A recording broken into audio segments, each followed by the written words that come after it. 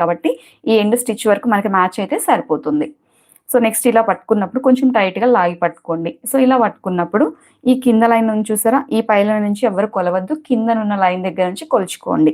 So ఇలా పెట్టేసి కరెక్ట్‌గా ఈ ఆర్మ్ రౌండ్ చుట్టూతో నేను ఎలా చూపిస్తున్నానో అలా రౌండ్ షేప్ ఇలా పెట్టేసేయండి. సో ఇలా పెట్టుకున్నప్పుడు చూసారా? మనకి యాక్చువల్లీ ఎండ్ స్టిచ్ మ్యాచ్ అవ్వల. పక్కకెళ్ళిపోయింది.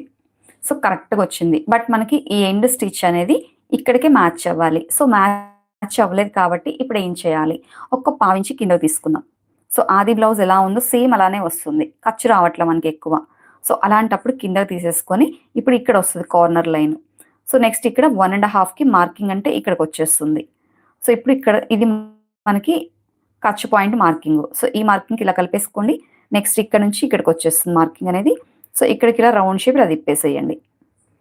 సో ఏం లేదు జస్ట్ మనకి రౌండ్ ఆర్మ్ రౌండ్ అనేది కిందకి వచ్చేస్తుంది తగ్గింది కాబట్టి. సో ఇప్పుడు ఒకసారి మరలా చెక్ చేద్దాం. సో ఇలా పట్టుకొని నెక్స్ట్ కింద లైన్ దగ్గర నుంచి సో ఇలా ఆర్మ్ రౌండ్ అనేది ఈ విధంగా చెక్ చేసుకోవాలి. ఇప్పుడు కింద లైన్ కొలుచుకోవాలి.